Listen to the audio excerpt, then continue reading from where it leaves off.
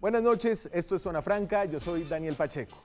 La familia vive en el hogar y esta realidad se ha hecho muy pero muy presente durante estos últimos días de cuarentena. Y frente a esta realidad, últimamente nos enfrentamos mucho a ideas de arraigo muy profundo en nuestra cultura, ideas como que la familia es lo más importante del mundo, que el hogar es seguro, es íntimo, es acogedor. Las idealizaciones del hogar y de la familia en nuestra cultura son muy diversas y son tremendamente profundas. En América Latina, la región más violenta del mundo, creo que no hay institución más importante que la de la familia. Por estos días todos hemos tenido fantasías catastróficas en las que pensamos en el desbarajuste total del planeta y nos imaginamos qué haríamos en esa situación. En esas fantasías, la familia, resguardarse y ayudar a los de uno es lo que primero aparece. Salir corriendo a buscar a la abuela, a los papás, a los hermanos, a pertrecharse juntos hasta que el apocalipsis haya pasado. Desafortunadamente, estas fantasías se estrellan con una realidad oculta y callada. La de que es en el seno de las familias donde se dan la mayoría de las agresiones, incluyendo las agresiones sexuales. Según Medicina Legal, el 80% de los exámenes que se hacen por violaciones, estos hechos ocurrieron en la vivienda de la persona que acude a Medicina Legal. Esta realidad oculta y callada tiene que ser hoy más que nunca mencionada cuando el Estado ha obligado a todo el mundo a encerrarse por motivos obvios de salud en su vivienda. Y ojalá esta experiencia colectiva del encierro en familia sirva para ver a la familia también bajo una luz distinta. El encierro familiar no es solo duro para las personas que viven con sus abusadores o abusadoras. En general, seamos sinceros, la experiencia familiar tan idealizada es en realidad como agridulce. Yo creo que en la mayoría de los casos es más dulce que agria. Pero nadie como los familiares cercanos para conocer cuáles son los botones del dolor y de la rabia que tiene cada uno de nosotros y además después espicharlos. Al final, tal vez este experimento nos permita ver a la familia de una manera menos maquillada, porque en sus falencias, locuras, intimidades, iras, amores y silencios es que está la verdadera riqueza de la experiencia familiar. Más freudiana y menos católica, sin que con eso quiera decir que la familia en estas latitudes latinas deje de ser lo más importante. Lo es y también lo es desesperante. Aquí arranca Zona Franca.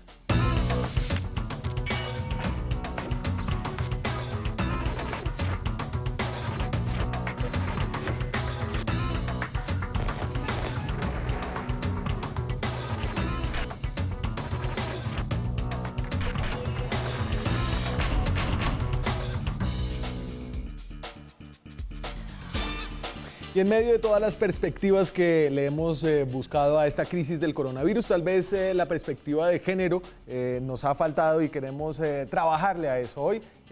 La perspectiva de género en medio del coronavirus, obviamente que lo tiene. Y para eso tengo una invitada muy especial, una mujer que estuvo junto con Gustavo Petro, liderando un proyecto político de oposición en las pasadas elecciones presidenciales. Estoy hablando de la representante a la Cámara, Ángela María Robledo, que además de ser política, fue o es académica. Ángela María, ¿qué tal? ¿Cómo está? Hola Daniel, ¿cómo estás? Bueno, a todos quienes te siguen en este maravilloso programa de Zona Franca. Y sí, política y académica, creo que además de todo feminista. Además de todo Feminista feminista. desde hace muchos años, desde décadas, digamos. Esto Sí. es todo un experimento psicológico, ¿no?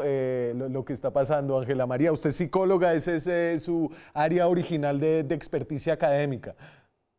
Soy psicóloga y tengo una maestría en política social y sí, fui decana de la Facultad de Psicología y el lugar donde más he estado en esta larga vida ya es en la universidad, en la Javeriana, especialmente con otras universidades he trabajado, pero sí, mi formación de base es la psicología, mucho más la psicología, digamos, política, que ha sido la que más me ha gustado y que es una rama muy interesante de la psicología, que nos hace mirar esa formación disciplinaria y científica de manera crítica.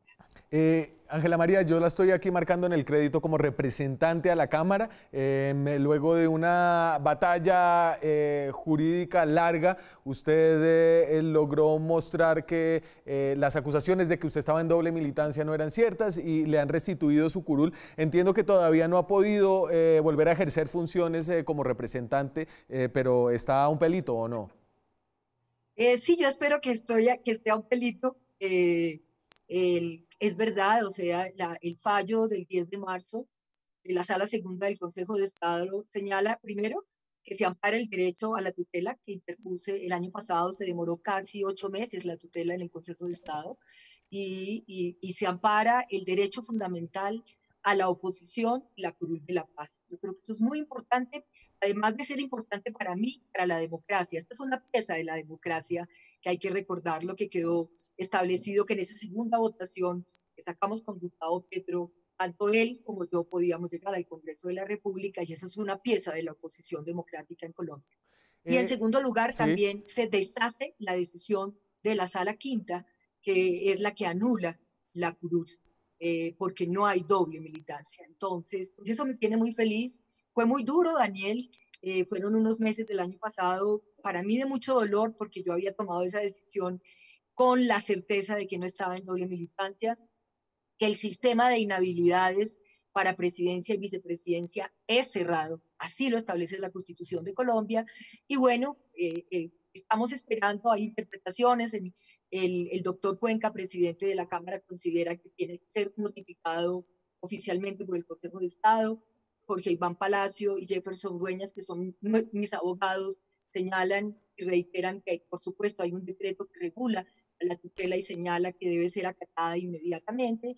Pero bueno, ya digamos, Pero venga, ¿cómo son el las cosas litigio de la jurídico se vida? ganó. ¿Cómo son las cosas de la vida? Porque usted se aguantó una presión enorme durante las pasadas elecciones regionales para ser la candidata de la Colombia Humana a la alcaldía de Bogotá. Yo sé que Gustavo Petro, y él lo dijo abiertamente, él quería que usted fuera su candidata, y usted perseveró. Usted perseveró en permanecer en el Congreso de la República, en tener y en reclamar su curul como representante, y la decisión judicial le dio la razón un poco. Sí, siempre dije que yo iba a persistir. Las mujeres somos persistentes, insistimos. Por eso a veces nos dicen tercas, pero aquí hay que resistir. Yo creía en la justicia y creía que el proceso nos iba a dar la razón, y así fue. Así fue, me tiene muy feliz porque además creo que es una pieza jurídica bien interesante para las facultades de derecho en el marco de estos nuevos derechos que emergen en el caso concreto de la participación política de las mujeres. Yo me lo peleé, por eso no quise aceptarle a Gustavo que nos fuéramos por la alcaldía de Bogotá, nos hubiera ido bien, yo creo, pero yo me siento muy contenta de haber apoyado a Claudia López con una gran cantidad de mujeres, de haber suscrito con ella un acuerdo donde uno de los temas, Sí. Daniel, tiene que ver con el tema que tú abordas hoy, y es qué pasa en los hogares con las mujeres y con las distintas formas de violencia y cómo las mujeres resistimos en las familias y en los hogares. A ver, y entonces entremos al tema, representante. Yo aquí recogí de un informe de medicina legal que tiene al menos muy bien establecido cuáles son los perpetradores en los casos que medicina legal. Voy a mostrar aquí el de violencia sexual, el lugar de la violencia sexual. Dame ese, Checho, por favor. Entonces, en medicina legal hace miles de exámenes al año y le pregunta a esas personas dónde fue el lugar donde se perpetró la violencia sexual, y el 71% dice que fue en las viviendas. Estos son los casos de mujeres, que son más de 20.000 casos al año, 71% en las viviendas, el 10% en la calle, en la vía pública, calle y carretera, 4% en áreas recreativas, baldíos, espacios al aire libre, 3% en escuelas y otras instituciones, y el 2% en otras áreas comerciales. Pero entonces, un poco la sensación frente a la violencia sexual es cuidado, mujer o hombre, no salga a la calle, no se descuide en la calle, porque ahí le puede pasar algo, cuando en realidad lo que pasa en términos de violencia sexual se da dentro del hogar. Sí, y hay que advertir, Daniel, y lo dice Medicina Legal, en muchas de las audiencias que hicimos en el Congreso de la República en su momento, y con una mesa que se creó en la Fiscalía en su momento con María Paulina Riveros, para mirar los altos índices de impunidad respecto a las distintas formas de violencia contra las mujeres y la violencia intrafamiliar. Es un enorme subregistro. O sea, en esos datos hay un enorme subregistro. Primero, porque denunciar al agresor no es fácil. Ahí hay un vínculo emocional. y un mundo de las emociones que se viven en las familias que no es tan fácil de superar. Sí. Cuando una mujer se arriesga a denunciar es porque ya han pasado muchísimas cosas y porque se ha sentido acompañada de alguna manera y porque también confía en la institucionalidad. Por eso todos estos datos y todas estas cifras son muy importantes, pero llaman, además del registro que se hace, a preguntarnos qué estamos haciendo como sociedad y desde políticas públicas para transformar los escenarios de las familias. Las familias no son eso de hogar, dulce hogar, como dices tú, se parecen más a ese planteamiento freudiano, tú lo invocas, de ser espacios de eros y de tánatos, es decir, de vida, de amor, pero también de amenaza y de muerte. Sí. Las familias son espacios altamente conflictivos y una de las tareas que hay que hacer es, por supuesto, prevención. Y en este momento del coronavirus se han abierto líneas, lo ha hecho a nivel nacional, se ha hecho a nivel de Bogotá, pero nosotras consideramos un grupo de mujeres que trabajamos en este tema hace mucho tiempo, es que hay que hacer mucho más trabajo de campo y hay que hacer una búsqueda activa para evitar, como ya lo señaló la alcaldesa Claudia López, el tema de la violencia intrafamiliar en Bogotá, a diferencia de lo que ha ocurrido con otros delitos, no ha disminuido. Y ahí, digamos que es difícil encontrar salidas acá, porque las medidas sanitarias que ha ordenado pues, desde el gobierno nacional y que han apoyado todas las alcaldías obligan a las personas a confinarse, en el caso de las personas que viven con abusadores o abusadoras, en el mismo espacio. A veces espacios muy pequeños, ¿no? Hay una gran desigualdad, además, en la vida del hogar, dependiendo de cuánta plata tenga esa familia. Y cuando se da la violencia, ¿cuáles son las salidas a esto? Es decir, ¿qué hace una mujer denunciando a su marido si el marido además no tiene más a dónde irse o se lo van a llevar a la cárcel o cómo darle salidas a estas situaciones? Pues yo planteaba que, por ejemplo, en Francia ha habido un aumento altísimo de la violencia intrafamiliar, porque es que en el hogar hay muchas formas de violencia, la violencia económica, la violencia intrafamiliar, que es el tema de golpes, de maltrato psicológico, de amenazas, todas esas formas de violencia están allí.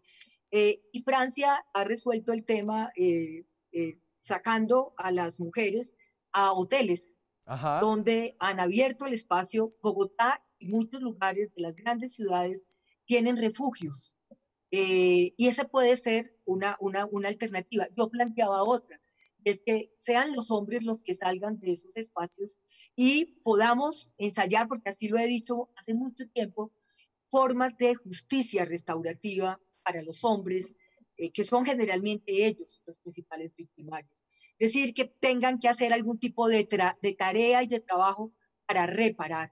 Las cárceles no dan más, Daniel, en este momento en Colombia. Estamos Sí, sacando a tenemos gente de la cárceles, cárcel, ¿no? claro, donde hay digamos, una sobrepoblación del 250, no más aquí en Bogotá, en la Picota y en la Modelo también tenemos un hacinamiento desbordado. Entonces yo pensaba que puede ser, bueno, la violencia intrafamiliar en Colombia es un delito Sí. y debería tratarse como tal, pero en un momento como estos, yo lo que creo es que hay que sacar a los victimarios, llevarlos a un lugar y poder hacer con ellos un trabajo, porque yo creo que el tema se lo proponía a Diana Rodríguez, que así como se abre la línea púrpura para las mujeres, se debe abrir una línea de trabajo con los hombres.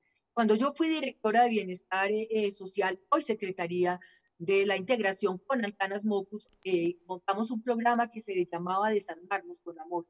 Hicimos un trabajo prioritario con mujeres, pero también con hombres, porque los hombres también tienen que desaprender sus prácticas patriarcales y machistas y explorar formas distintas de relacionarse. Lo único que funciona para muchos hombres es pensar que es el golpe, que es el maltrato, que es la burla, que es arrinconar y acorralar a las mujeres y a sus hijos en las familias. Pues bien, esta es una oportunidad para explorar otras formas de emoción y yo proponía ese espacio. Estamos con una experiencia de justicia transicional, de justicia Sí. restaurativa en la JEP.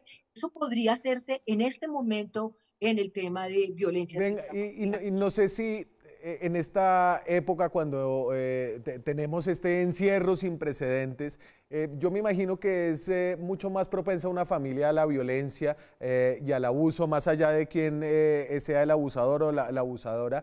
Las familias que viven en espacios más pequeños, que viven en condiciones más difíciles adentro de sus casas, sin opciones de entretenimiento, con menos recursos, con más estrés. ¿Usted cree que es un momento para tratar de entender la violencia intrafamiliar, además de como la consecuencia de una cultura machista, también como producto de las desigualdades sociales? No hay duda, no hay duda. Y los datos de medicina legal y los datos de entidades como la Casa de la Mujer y como Cisma Mujeres han planteado que esa violencia intrafamiliar tiene una enorme relación con las condiciones profundas de desigualdad que viven las mujeres y con un tema, Daniel, que se ha puesto sobre la mesa, que lo ha puesto el mundo entero, que es el valor del cuidado y lo que significa cuidar la vida en las familias. A las mujeres se les maltrata muchas veces y se les dice, ustedes son unas mantenidas. El DANE reporta la tarea de las amas de casa como población económicamente inactiva. Nosotros pensamos que esto también es un momento de repensar muchas de esas formas de habitar la casa y reconocer que el tema de cuidado está hoy en el centro de la vida, Sí. está en el centro del mundo y que tiene un aporte. Es que resulta que en Colombia el aporte de cuidado que sobre todo hacemos las mujeres es de 134 billones de pesos y eso se sabe porque se aplica la encuesta nacional Y, de y- uso del tiempo. y sabe Es que decir, allá yo hay le un aporte prometo económico. Uh -huh. un programa de cuidado entero. Creo que esta cuarentena y todas las medidas que se están tomando merecen, digamos, una mirada específica y dedicada al tema del cuidado. Pero quería hacerle una pregunta acerca del tema de la violencia. Y, a ver, y no sé si esta pregunta vaya a salir mal, pero ¿cómo en el estrés de la vida familiar las mujeres son también violentas de formas distintas? Pues bueno, yo creo que más que violentas, lo que creo que una situación como estas, Daniel, presenta y televidentes es un espacio de conflictividad enormemente significativo, ¿sí? Yo no estoy idealizando lo que está pasando en muchas familias, pero fíjate que el tema del cuidado tiene que ver con esto porque no reconocer ese aporte del cuidado es una forma de violencia económica que empieza en casa y que se da en toda la sociedad Sí, porque no se reconoce, pero también hemos tenido experiencias y estamos escuchando porque llevamos muchas horas trabajando en la mesa de economía del cuidado, estamos escuchando muchas cosas muy interesantes que están ocurriendo dentro de las familias en una redistribución de las tareas, donde no solo los adultos, sino también los pequeños, los niños, las niñas están contribuyendo a resolver ese tema de conflictividad. Entonces, yo creo que las familias deben ser espacios para poder expresar sí. nuestras emociones más fuertes, la Y, rabia, el dolor, el resentimiento, y lo yo son. diría que hasta el odio, ¿sí? Claro. Pero estamos habitados por la posibilidad de poder hablar, de poder escuchar. Nosotros tuvimos un programa en la época de Antanas que permitía que en las cuadras pudiese darse una especie de encuentro, de conversaciones que pudiera ayudarnos a descargar las mujeres cuando nos sentíamos tan sobrecargadas por tantas responsabilidades, Sí. conversar, dialogar. Yo creo que hay muchas cosas que podemos hacer. Hemos dicho que es el momento de la pedagogía. Yo me imagino una Secretaría de la Mujer con las casas de igualdad, con las casas de refugio. Me imagino en Bogotá, estoy hablando de Sí. Bogotá, las casas, refugio, y me imagino a las comisarías de familia que están en todos los lugares de Colombia. Acaba de salir un decreto que les Oh, pone unas tareas y mucho ahorita, más ahorita de vamos a tarea hablar, extramural. sí, Uh con -huh. alguien de la Secretaría de la Mujer de aquí, Bogotá. Antes de despedir la Pero representante, te decía que esas comisarías haciendo una tarea extramural, sí, como lo están haciendo, pueden ayudar casi de casa en casa, así como llega un médico a preguntar qué está pasando en casa, que puedan entrar e indagar qué está pasando en este mundo, digamos, de las emociones. y, Y hay muchas cosas, la posibilidad de dibujar, la sí, posibilidad de jugar. Yo creo que hay cosas que están a nuestro alcance y que pueden descargar ese enorme Representante, ámbito de conflictividad. y ya que hablamos de Bogotá y para cerrar y para volverla a meter en el tema político, ayer hubo unas declaraciones de la alcaldesa López acerca de la población migrante que algunos calificaron como xenófobas, otros como un enfrentamiento con el gobierno nacional. ¿Usted la escuchó? ¿Qué le pareció? Sí, la escuché y ayer hiciste el programa sobre eso. Gracias por verme. Yo te vi, yo veo mucho. Ayer hiciste el programa sobre eso. Mira, yo creo que eh, yo veo en Claudia López una mujer que se está peleando de la mejor manera enfrentar esta pandemia. Bogotá es el núcleo de la pandemia y Bogotá tiene enormes complejidades. Yo no creo en la actuación que ha tenido Claudia, incluso Daniel leyendo muy juiciosamente el plan de desarrollo, Sí, que es incluyente, que es sostenible, que es cuidadoso, que se pueda decir que aquí hay una actitud de xenofobia respecto a los venezolanos. Yo lo que sentí fue una mujer diciendo SOS, necesitamos una actuación concreta de parte del gobierno nacional. Yo de pronto escucho a Iván Duque y bueno, me parece que hay cosas en las que ha acertado, pero yo no veo sino que salen y salen y salen decretos, pero los dispositivos de logística concreta para poder hacer realidad esas ayudas, yo no sí. las veo operando. Em, Entonces creo que no se puede descalificar una tarea que se está haciendo en Bogotá con todas las dificultades. Hay muchas cosas en las que yo soy crítica con esta alcaldía, porque por eso soy una mujer tan independiente políticamente, pero en esto sí siento que ha habido un apoyo y por supuesto se necesita coordinación entre el gobierno nacional y lo que están haciendo los gobiernos locales, pero yo sí bien. creo que los gobiernos locales le están dando ejemplo a Iván Duque. Si aquí no hubiera habido simulacro, nos hubiéramos demorado por lo menos una semana más para el aislamiento. Ángela Entonces, María. que también sean un poco más, no sé por qué les molesta tanto que haya gobernantes locales que se estén tomando esto en las calles, haciendo su tarea y no desde un escritorio, como ve uno a Iván Duque rodeado de su gabinete, no lo ve, digamos, enfrentando en primera línea esta tarea como si lo están haciendo los médicos, los gobernantes Locales. de muchas ciudades de Representante, muchas gracias por de haber muchas ciudades. acompañado, habernos acompañado esta noche y me alegra mucho tenerla otra vez en un foro tan importante de debate político como la Cámara de Representantes. Gracias, Daniel. Muchas gracias. Buenas noches. Nosotros vamos a una pausa de comerciales y regresamos en minutos. Seguimos en Zona Franca esta noche viendo la cuarentena, las medidas frente al coronavirus con una perspectiva de género, una perspectiva que ya viene con algunos datos concretos que han salido al menos aquí en Bogotá. El secretario de Seguridad, Hugo Acero, habló acerca de los movimientos de distintos tipos de delitos. Los homicidios afortunadamente han bajado tremendamente, obviamente la gente está por fuera de los lugares más peligrosos, está dentro de sus casas, el hurto también. Sin embargo, la violencia intrafamiliar ha aumentado predeciblemente. Este es Hugo Acero.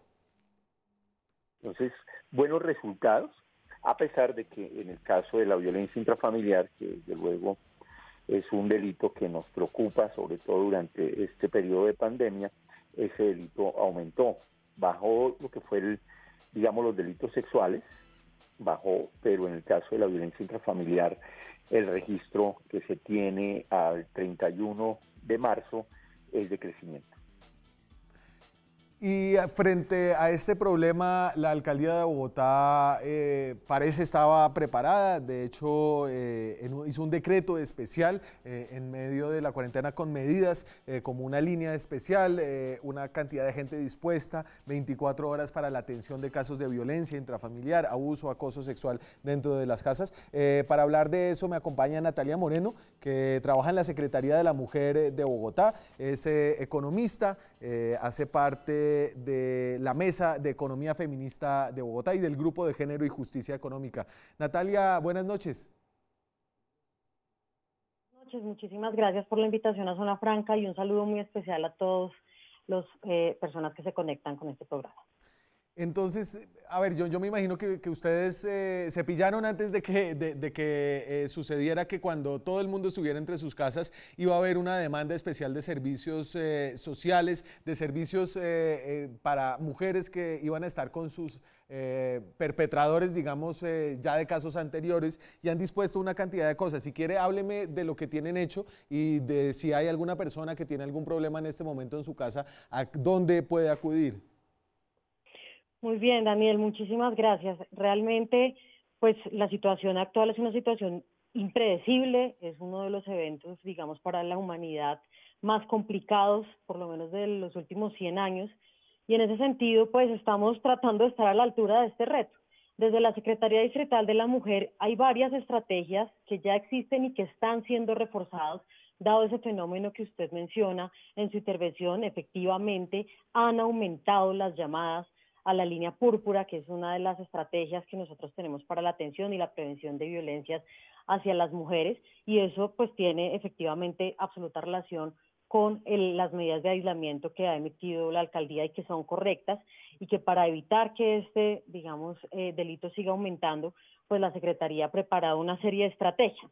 La primera que tenemos es justamente la que le acabo de mencionar, que es la línea púrpura. Y entonces Esta es venga, una Natalia, si línea, quiere, usted me mandó aquí una información. La línea púrpura es sí, señor. 018-112-137.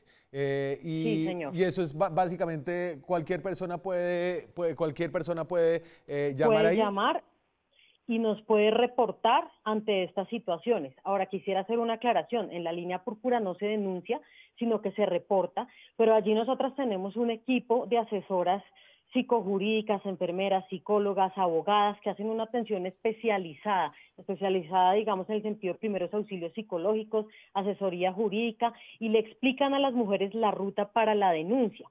Estas son unas llamadas casi que un centro de atención especializado donde las llamadas en promedio pueden durar 45 minutos. Es 24 horas al día. Puede ser por vía telefónica, como usted acaba de mencionar, o por WhatsApp. También en la imagen están los números de las líneas de WhatsApp por si las mujeres no tienen minutos o si prefieren escribir, porque a veces no es posible hacer llamadas de manera segura. Claro. Entonces, esta es la primera, digamos, estrategia que ya hemos puesto en marcha, que se está reforzando, se ha triplicado el equipo de la línea púrpura para poder atender esta contingencia. La segunda estrategia que tenemos es el modelo que hasta el día de hoy ha funcionado en territorio en las localidades, que se llaman las casas de igualdad de oportunidades. Por las medidas correctas que se adoptaron de aislamiento, estas casas se cerraron, digamos, físicamente, pero todas las trabajadoras y psicólogas siguen atendiendo de manera telefónica de 8 de la mañana a 6 de la tarde de lunes a viernes, o por correo también. También, digamos, hay unas imágenes que han rotado, las pueden encontrar en la página de la Secretaría de la Mujer, donde pueden encontrar todos los números y los teléfonos. Frente a esta estrategia, nosotras también hemos decidido ampliar y estamos en el proceso de ampliar esto para que sea también los fines de semana. Una tercera medida, ¿Sí? Daniel, son las casas refugio, que están abiertas en este momento, que se están reforzando y que son lugares de acogida para las mujeres que definitivamente no pueden estar en sus casas por un riesgo de feminicidio. En ese sentido, pues estamos aplicando también a estrategias de expansión, nuevos cupos para que estas casas puedan funcionar de manera óptima durante este periodo. Es decir, usted se puede, si usted se siente que está en peligro de muerte, que es el que usted pone, usted se puede salir de su casa con sus hijos. Están hablando dos personas al tiempo. Ya le arreglamos eso.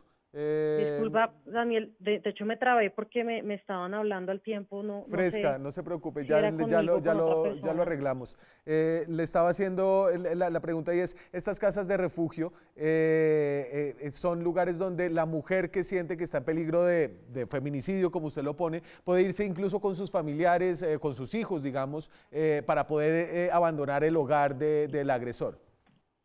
Tal cual. Esa es una estrategia pues también en territorio que viene operando hace varios años y que por supuesto para esta contingencia pues es fundamental, y como le mencioné estamos ampliando cupos para que podamos ampliar esta estrategia que sin duda va a ser una de las más demandadas. Y también tenemos pues otro tipo de estrategias como las duplas, que ya son trabajadoras sociales y psicólogas que hacen acompañamiento presencial, o sea domiciliario, van a la casa si las mujeres así lo requieran, tenemos abogadas especializadas en estos temas de género y de equidad dentro de las casas de justicia. En la página web de la Secretaría hemos desplegado toda una estrategia que se llama En Casa Sin Violencia. En las redes sociales de la Secretaría pues hemos enviado de manera permanente difundiendo estas estrategias. Así que tenemos más de 7, 8 estrategias que se están reforzando en este momento de la coyuntura para que todas las mujeres tengan absoluta seguridad y atención por parte de la Secretaría de la Mujer ante este tipo de violencia. Justo antes de usted estábamos hablando con Ángela María Robledo y estábamos hablando de es decir, esta situación no tiene precedentes. Cuando hay un incidente de violencia sexual o violencia intrafamiliar, parece justo cuando estamos sacando gente de la cárcel que meter a los perpetradores de violencia o al menos en los casos menos graves de violencia intrafamiliar a la cárcel no es la mejor de las ideas. ¿Ustedes han pensado en algún tipo de resolución alternativa o temporal a este tipo de problemas? Bueno, esa es una estrategia que también tiene que ver con otro tipo de sectores dentro de la administración distrital. Hasta el momento no tenemos, digamos, pensado una medida específica. Eso tiene que ver más, digamos, con la Secretaría de Seguridad. Por parte de la Secretaría de la Mujer no se han, digamos, pensado en ese tipo de estrategias, pero lo que sí le puedo decir, Daniel, es que justamente en las cifras que usted citaba al principio, con el audio del secretario de Seguridad, sí, lo que tiene que ver con la violencia sexual, eso sí es una muy buena noticia porque este delito se redujo en el 26% en los primeros 100 días respecto al año pasado, a los primeros 100 días del año anterior. Pues yo creo que eso es una muy buena noticia, hemos logrado que se disminuya la violencia sexual en Bogotá. Claro, en este caso hay altas sospechas de subregistro, digamos, todas las cifras del año 2020 se nos van a dañar, Natalia, y las comparativas van a ser muy difíciles, ¿no? Tanto en homicidios, agresiones sexuales, etcétera. Este año es el año que se tiró todas las comparativas y todos los históricos de aquí en adelante.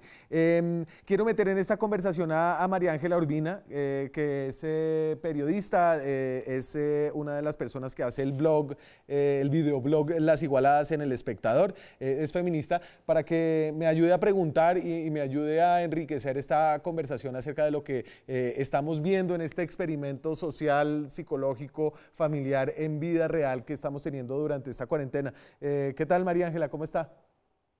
Hola Daniel, muchas gracias por la invitación.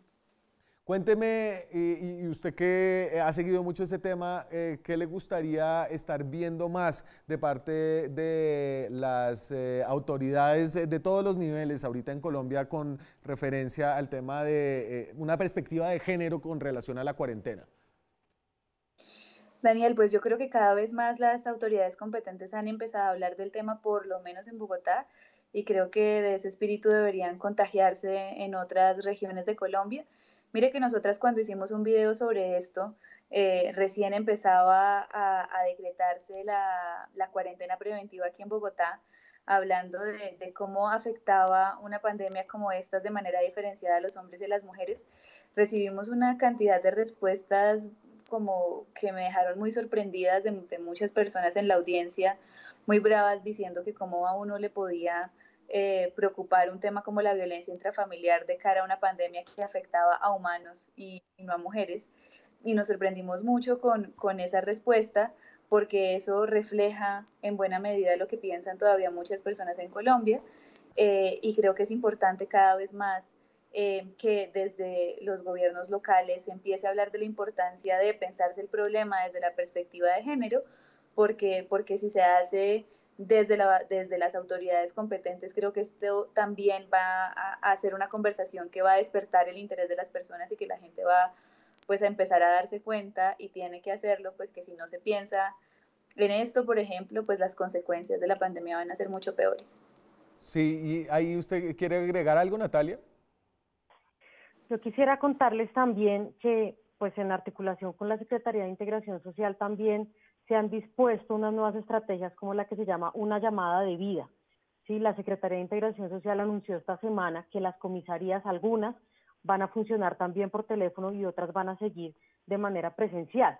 ¿Por qué es importante, digamos, el anuncio de estas medidas? Porque les decía hace un momento, en la línea púrpura la gente puede reportar los casos, pero realmente las denuncias, donde se pueden tomar acciones como son las medidas de protección, deben ser ante la Fiscalía, ante las comisarías de familia o ante la policía. Claro. Entonces también les puedo, digamos, anexar la lista de teléfonos en los cuales las mujeres también pueden llamar a hacer esas denuncias y a pedir medidas de protección directamente a estas comisarías, que también hemos querido proponer desde la Secretaría de la Mujer se haga un ajuste a esa estrategia, que sea que las comisarías puedan ser también móviles, porque analizando los datos en un ejercicio juicioso nos hemos dado cuenta que aunque están aumentando los reportes, efectivamente la línea púrpura está aumentando casi en un 300%, las denuncias están bajando.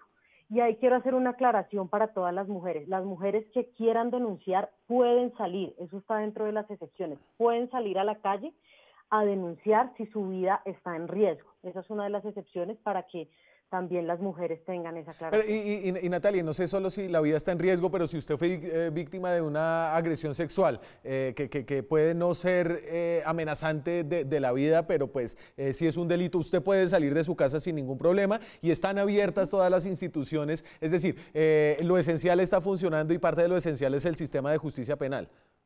Sí, algunas comisarías siguen atendiendo de forma presencial, pero también está la opción de hacer la atención telefónica y si de pronto ninguna de las múltiples estrategias que les he contado, la línea púrpura, la atención de las casas de igualdad de oportunidades, las duplas, estas comisarías que están atendiendo por teléfono, si no son viables para las mujeres, pueden salir de la casa a hacer las denuncias, bien sea a la policía, a la fiscalía o a las comisarías que están atendiendo de forma presencial en Bogotá. Perfecto.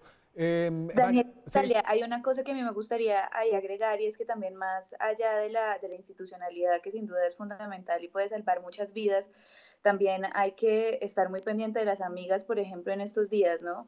Hay que recordar que este distanciamiento social no nos puede alejar, por lo menos virtualmente, y que así como estamos pendientes todos los días de nuestras amigas y de nuestras familias, de las mujeres de nuestras familias, en estos días hay que ser aún más intensas con eso, sobre todo si sabemos que hay mujeres cercanas a nuestros afectos que están viviendo situaciones de violencia. Sí. Y además, por otro lado, también conozco rutas de organizaciones de la sociedad civil, como Sisma Mujer, que lleva muchísimos años trabajando en estos temas, que también están ofreciendo asistencia, o la Red de Mujeres Solidarias, que se organizó hace poco también, para que las mujeres puedan encontrar allí asesoría jurídica o psicológica si están viviendo violencia en tiempos de cuarentena.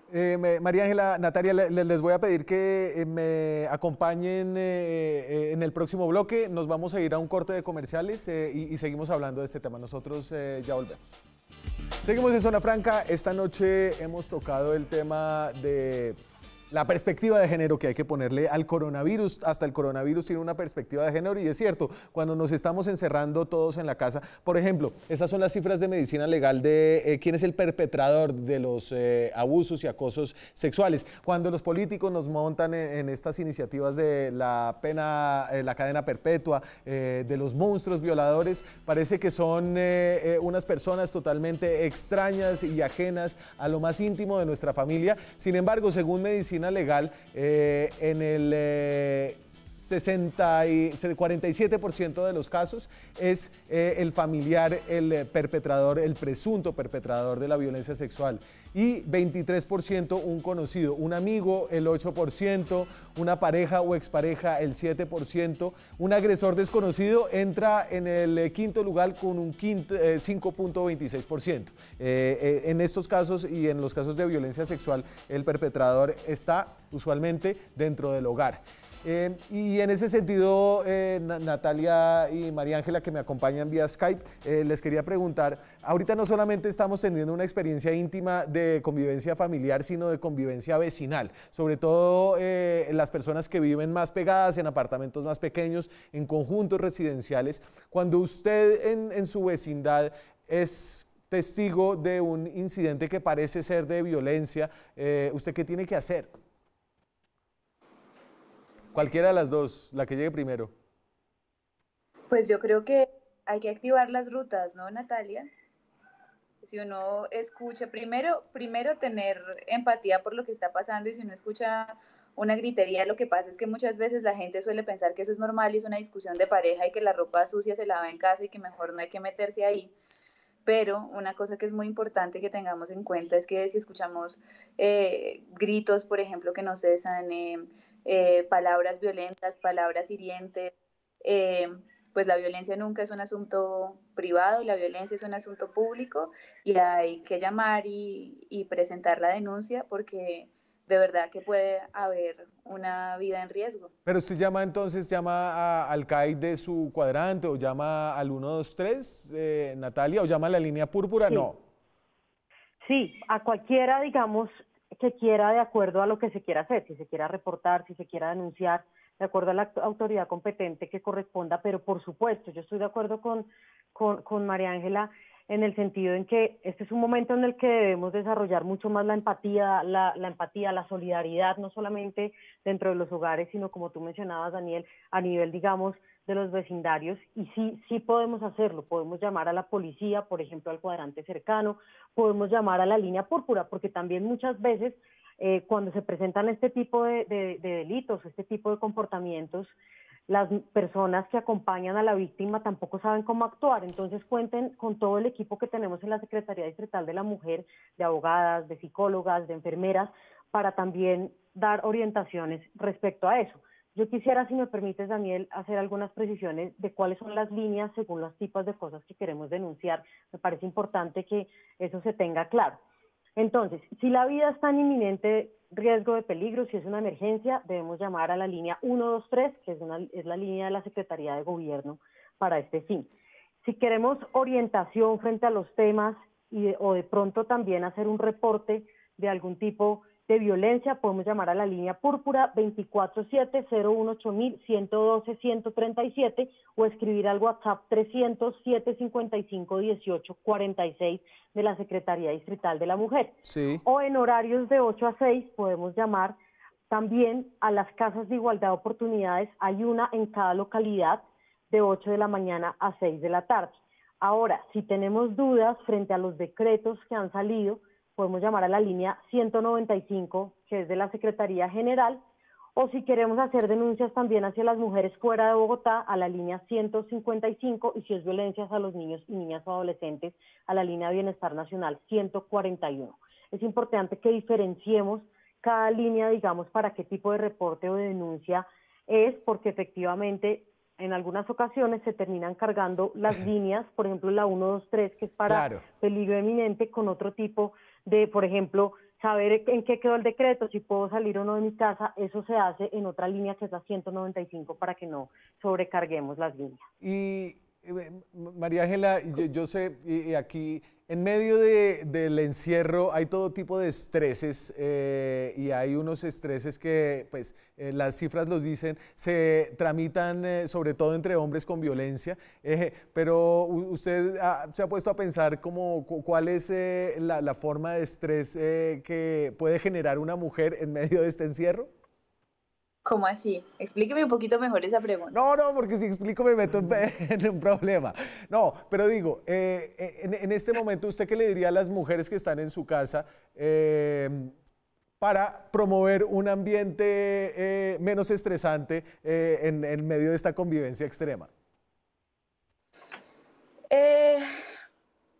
Mire, yo creo que lo primero que uno tiene que hacer, como le decía ahora en la respuesta anterior, es no restarle importancia a las cosas pequeñas que parecen inofensivas, pero que empiezan a calar y que empiezan a herir y a hacer daño emocionalmente. Sí. Entonces, por ejemplo, por estos días nosotras que recibimos correos a diario de una cantidad de mujeres contándonos sus historias, abrimos un espacio para que las chicas, por ejemplo, nos contaran cuáles eran sus historias de amor en estos tiempos de cuarentena, y no se imagina la cantidad de corazones rotos que hay por estos días. O, por ejemplo, la historia que vamos a compartir mañana, que es una chica que nos cuenta que había terminado con su esposo, ya habían decidido romper y les llegó la cuarentena sin que él se hubiera mudado y ahora están teniendo que convivir juntos por cuenta de la cuarentena. Entonces yo creo que lo importante es no restarle importancia a esas cosas que nos hacen daño, porque el amor de ninguna manera puede hacer daño, porque cuando hace daño, sin duda, pues es un amor tóxico que puede terminar convirtiéndose en una cosa violenta, y como sabemos la violencia es cara y termina en feminicidios. Entonces yo creo que de lado y lado siempre hay que evitar las palabras hirientes, de lado y lado siempre hay que evitar los gritos.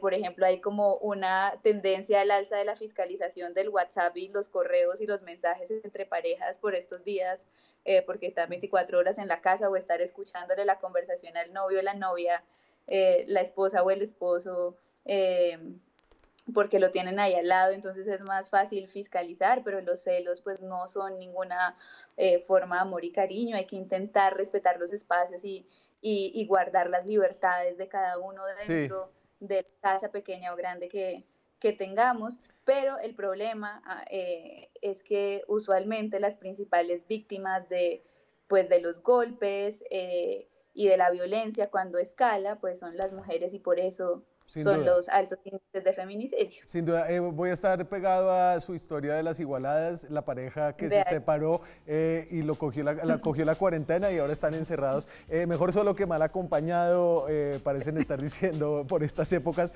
Muchas gracias a ambas por haberme acompañado esta noche. Daniel, muchas gracias. Yo simplemente cerraría diciendo: lo que ha hecho la alcaldesa es cierto, no veamos esta medida como un encierro, veámoslo como una medida para cuidarnos.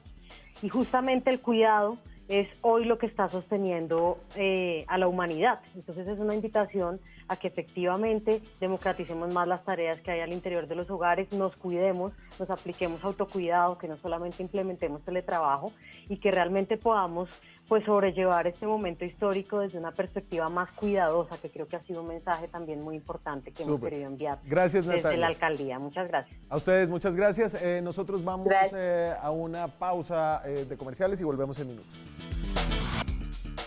Seguimos en Zona Franca, ya vamos a acabar el programa.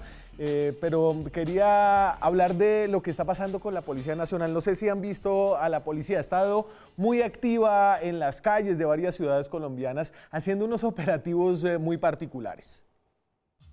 Vamos con palmas. Ahí, aplaudo ahí en el puesto, ahí, eso.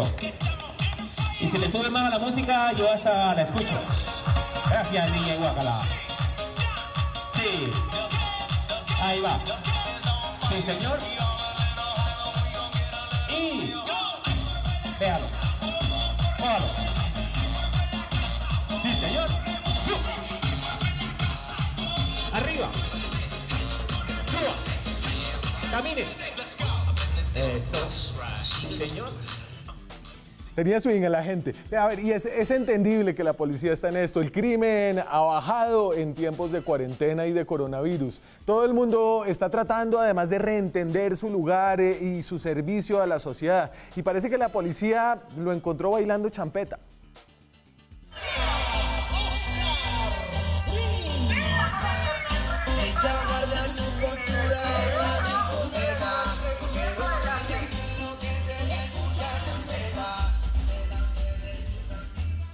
A ver, yo sabía que la policía tenía perros antiexplosivos, no sabía que tenía picos. Todo esto es lo que a falta de 10 días de cuarentena, según el decreto vigente, después puede que se alargue más, para que termine esta cuarentena ya se empieza a ver la creatividad o la desesperación de la gente, no solamente de la policía. Muchos hacen ejercicio de esta manera, por ejemplo, en sus casas.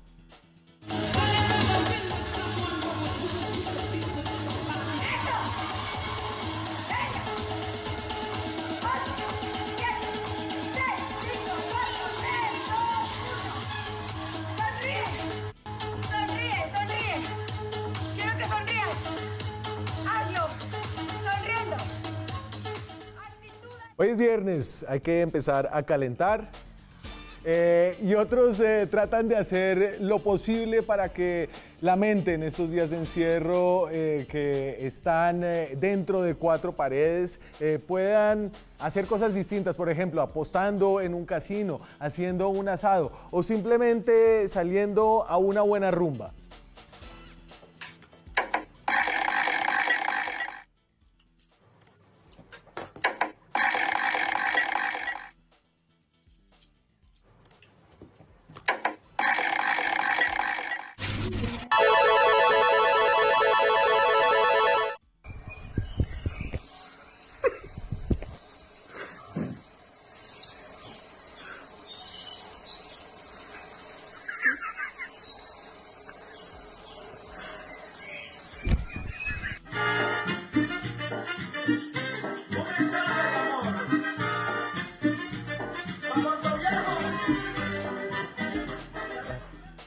Otros simplemente prefieren exteriorizar sus sentimientos de maneras más elocuentes.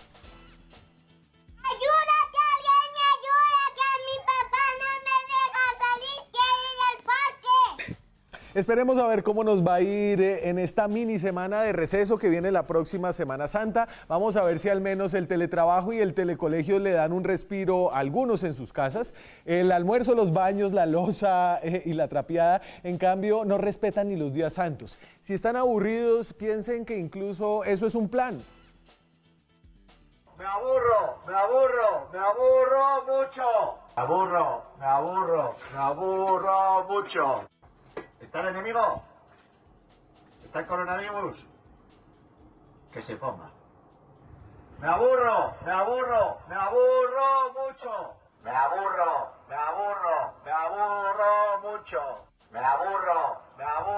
Me aburro mucho. No se aburran, lean, vean televisión, aprovechen a sus familias, ahí están los números de la Línea Púrpura. Muchas gracias por habernos acompañado esta noche. Nosotros nos vemos la próxima semana. Aquí seguimos con más periodismo, más debate, más opinión. Chao.